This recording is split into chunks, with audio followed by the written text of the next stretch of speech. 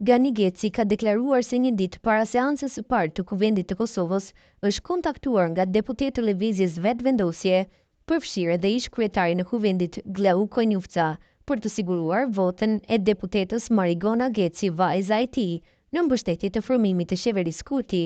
Në një intervistë në emisionin Debat Plus, Geci thanë se në datë 14, një ditë para seancës konstitutive të legjislaturës së 8, është kontaktuar drejt për drejt nga Konjufca.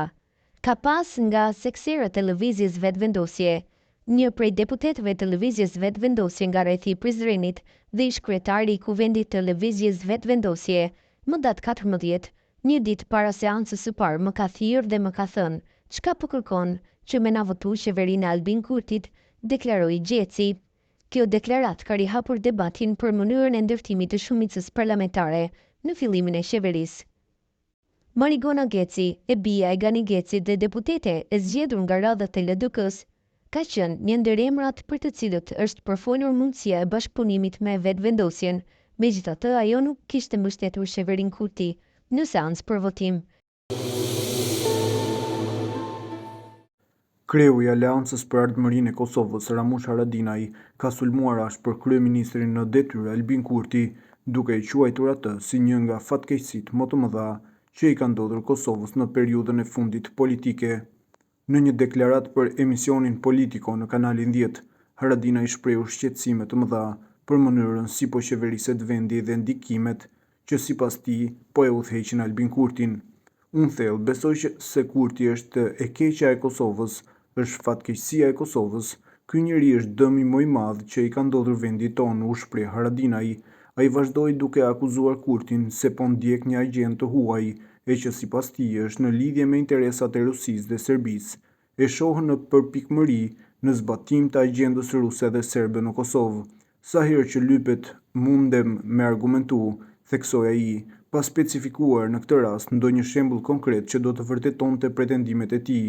Këto deklarata të forta vijnë në një kohë të ndjeshme për skenën politike në vend, me sfida të vazhdueshme në proceset e vendimarrjes, përplasjet ndërpartiake dhe mosmarrëveshjet rreth institucioneve të reja që duhen formuar pas zgjedhjeve të fundit.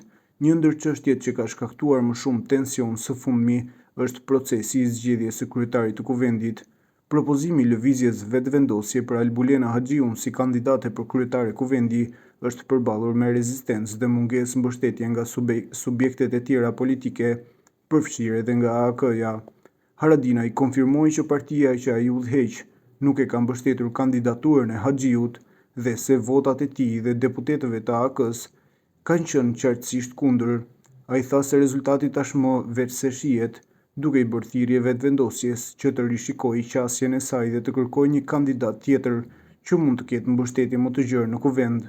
Nuk mundesh me ja marrë votën me zor askujt. E Vetvendosje besoi e ka zgjidhje në dorë, duke e parë se një kandidat nuk po ja sjell votat e duhura. E ka zgjidhjen sepse ata janë mbi 48 deputet. Ta zgjedhin një tjetër kandidat, u shpreh Haradinaj.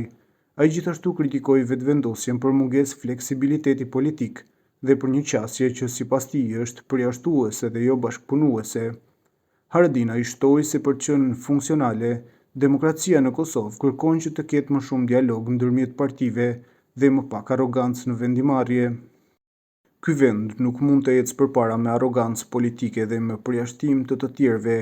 Ka ardhur koha që të reflektohet dhe të punohet për një unitet më të madh politik, sidomos kur kemi përballë sfida të mëdha si dialogu me Serbinë, zhvillimi ekonomik dhe integrimi euroatlantik, theksoi Haradinaj. Në pyetje nëse AK do të merrte pjesë në ndonjë qeveri të ardhshme që mund të formohet nga një riformatim i skenës politike, Haradinaj nuk dha një përgjigje të prerë, por la të kuptohet se çdo gjë do të varet nga programi dhe qëllimet e asaj qeverie. Ne jemi të gatshëm të kontribuojmë për Kosovën, por jo duke u bërë pjesë e politikave që e kthejnë vendin prapa. Duhet një orientim i qartë pro-perëndimor dhe një qeverisje që i shërben qytetarëve, jo interesave të ngushta partijake apo të huaja, përfundoi ai. Deklarata e Haradinajt pritet të nxjisë reagime të mëdha në spektrin politik dhe publik, sidomos për shkak të akuzave të drejtë për drejta për lidhje me agjenda ruse që janë të rralla dhe të rënda në diskursin politik në Kosovë.